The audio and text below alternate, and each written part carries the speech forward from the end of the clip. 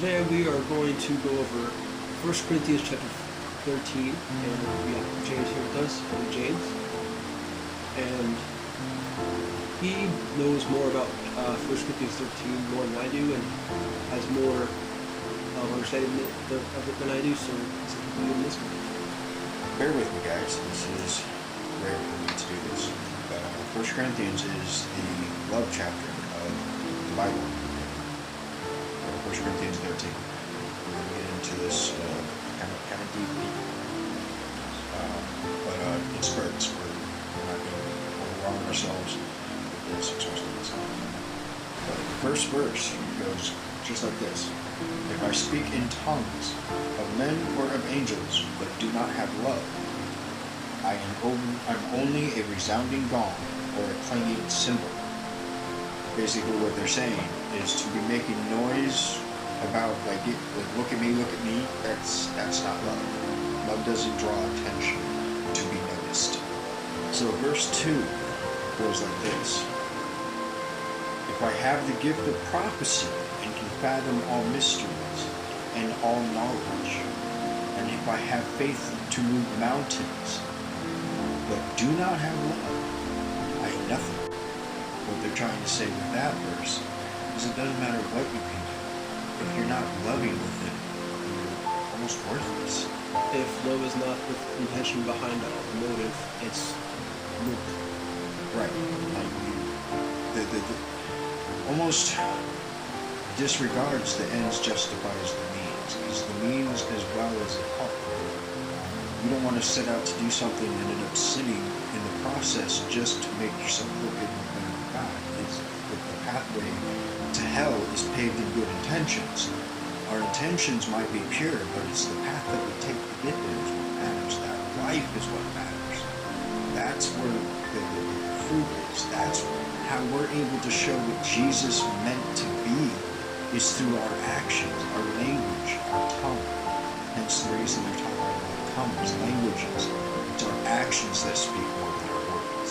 The third verse, if I give all of my possessions to the poor and give over my body to hardship that I may boast, but do not have love, I gain nothing. What they're saying like that. Look at me. Look, I donated so much to the church. Ooh. Give us all this money, and we'll bless you upon riches and tenfold. No. So we see prosperity gospel. Also, those people out in social media recording themselves doing good things and posting all over social media so people think that they're good. That's not cool. It's, do you want your riches in heaven where they're going to matter for eternity, or do you want your riches here on earth? Do you want to be noticed in heaven for what you've done on earth? Do you want the attention now, or would you rather later for eternity? We are going through verses 4 through 8 and verse 13. It starts off with verse 4. Love is patient. Love is kind. It does not envy.